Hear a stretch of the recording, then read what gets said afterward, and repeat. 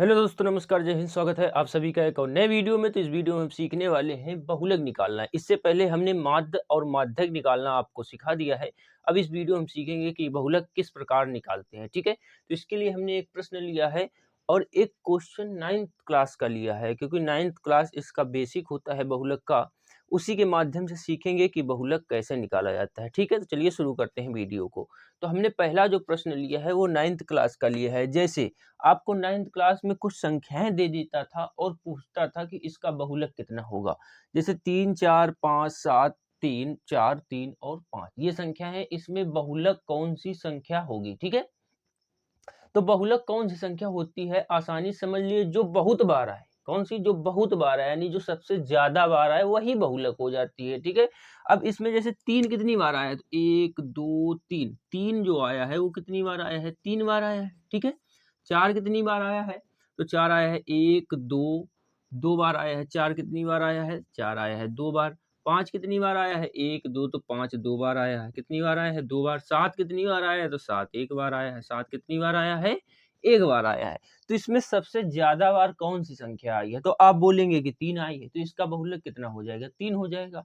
तो आसानी से 9th क्लास में तो हम निकाल देते थे, लेकिन हाई स्कूल में आपके क्वेश्चन बदल जाते हैं, क्योंकि यहाँ से आपका प्रश्न आता है कम से कम 4 नंबर का। ठीक है, तो आपके 4 नंबर ना छूटे, इसीलिए ये वीडियो लेकर आए हैं। और बहुत ही आसान होता है बहुलक निकालना। बस आपको वीडियो देखना होगा। मुश्किल से 10 मिनट का वीडियो होने वाला है। ठीक है, तो आपको वीडियो पूरा देखना होगा।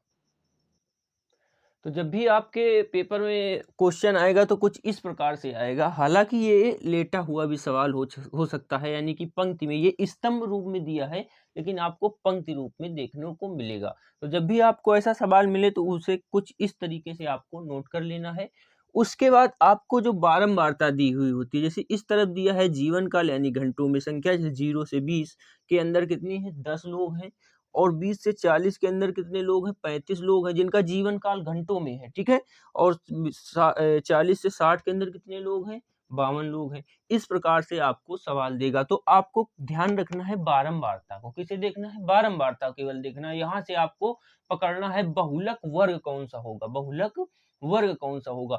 तो जो बारंबारता में सबसे बड़ी संख्या होगी, जो बारंबारता में सबसे बड़ी संख्या होगी, वही हो जाएगा हमारा बहुलक वर्ग। बस आपको इतना करना है कि बहुलक वर्ग पहचानना है।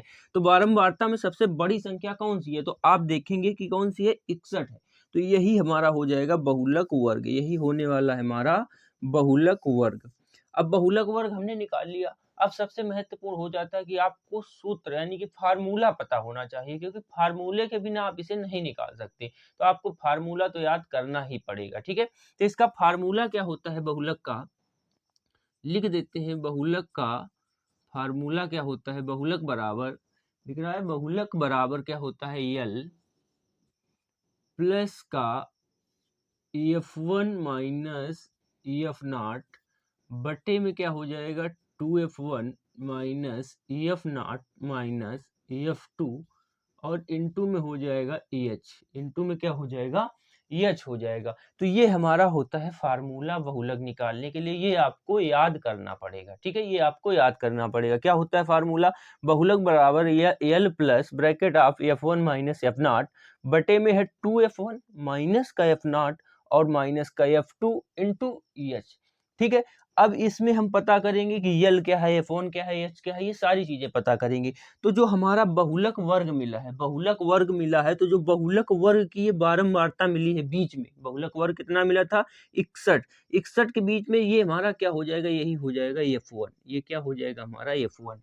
ठीक है, और F1 के बाद क्या आता है? F2। तो ये हो जाएगा हमारा F2। ये क्या हो जाएगा? F2 हो जाएगा। ठीक है, 38 हो जाएगा F2। तो F0 क्या होगा? तो F0 यानी कि F0 हो जाएगा 52। कितना हो जाएगा? 52। तो आप एक सीरियल भी देख सकते हैं कि 0 1 2, यानी कि बीच में जहां से आपको बहुलक वर्ग मिलेगा वो होगा 1, उसके बाद होगा 2 और उसके पहले कितना होगा? 0, यानी कि F0 F1 F2। ठीक है, तो तीन चीजें तो आपको पता हो गई। अब क्या बचा है? यल बचा है और एच बचा है। तो ये सीमा होती है, यानी कि 60 से 80 के बीच में सीमा होती है। इसे ही लिमिट बोलते हैं, यानी कि ये कितनी है? 60 से 80 के बीच में। तो इसमें छोटी लिमिट कौन सी है? 60 है कि 80 है? कौन सा छोटा है? तो आप बोलेंगे कि 60 छोटा है। तो यल का मान जो हो जाएगा, यल बराबर कितना हो जाएगा? 60। यानी कि लोवेस्ट लिमिट कौन सी हो जाएगी 60 और हाईएस्ट लिमिट कौन सी हो जाएगी 80। एच क्या है, तो एच है इन दोनों के बीच का अंतर। एच क्या है, इन दोनों के बीच का अंतर, यानी कि 80 और 60 के बीच कितना अंतर होगा, तो आप बोलेंगे 20, तो 20 हो जाएगा हमारा एच। ठीक है, ये चीजें समझ में आ गई। सबसे पहले आपको बहुलक वर्ग पहचानना था।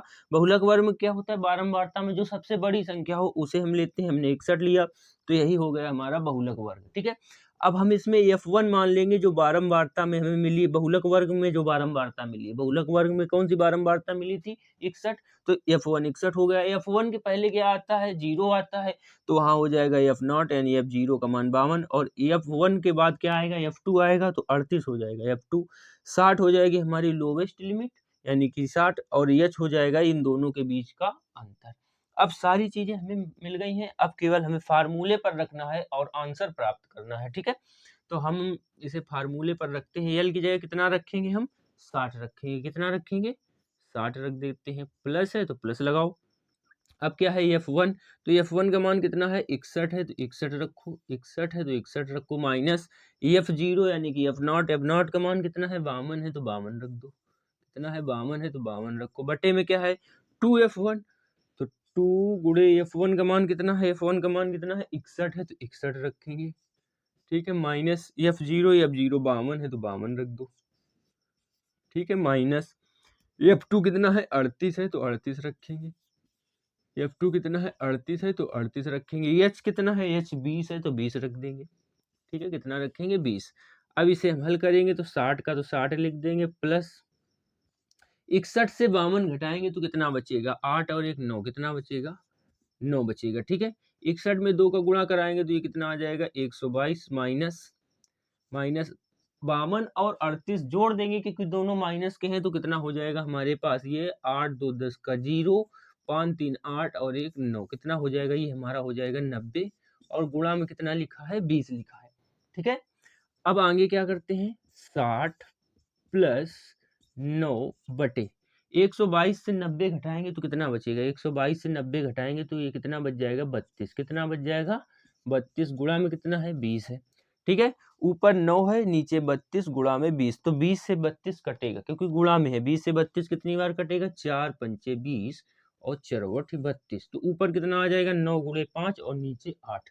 तो अगली लाइन लिख लेते हैं, दिख रहा है, अगली लाइन लिख लेते हैं, 60 प्लस 9 पन्ना 45, 9 पन्ना 45 बटे में कितना हो जाएगा, 8 हो जाएगा। अब 45 में 8 का भाग देंगे तो कितनी बार जाएगा, 8 45, 5 5 बचा, अड़छंग 48, दशमलव लगाएंगे, 0 बढ़ाएंगे, 2 बचेगा, 8 दूनी 16, 4 बचेगा, 8 पंच 40, यानी कितनी बार 45 में जब आप 8 का भाग देंगे तो कितनी बार जाएगा, 5.625। ठीक है, इसको हम जोड़ देंगे 60 के साथ, इसको हम जोड़ेंगे 60 के साथ, दिखेगा यहाँ से, नहीं दिखेगा क्या, तो 60 प्लस 5.625 कितना हो जाएगा, 5.625, 625। 60 में क्या जोड़ेंगे, 5.625, जो तो हमारा आंसर जो आएगा वो कितना हो जाएगा, इधर लिख देते हैं।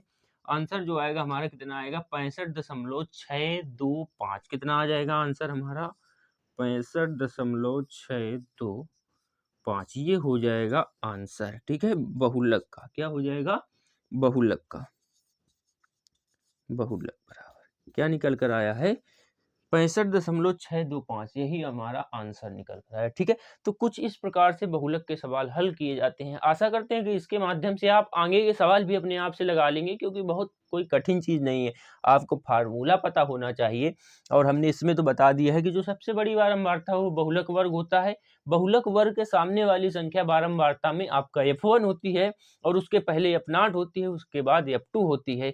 छोटी सीमा L होता है यानी कि लोवेस्ट लिमिट, और दोनों के बीच का अंतर H होता है। ये चीजें छोटी छोटी होती हैं, उसके बाद आपको कैलकुलेशन करना होता है। यदि आप कैलकुलेशन कर लेते हैं तो आप आंसर प्राप्त कर सकेंगे और अपने नंबर पूरे पक्के कर सकेंगे। तो आशा करते हैं वीडियो आपको पसंद आया होगा, अच्छा लगा होगा और समझ में आया होगा। यदि अच्छा लगा है, समझ में आया है, तो वीडियो को लाइक जरूर कर दें और कमेंट करके बताएं आपको वीडियो कैसा लगा, और चैनल को सब्सक्राइब जरूर कर लें। वीडियो देखने के लिए आप सभी का धन्यवाद।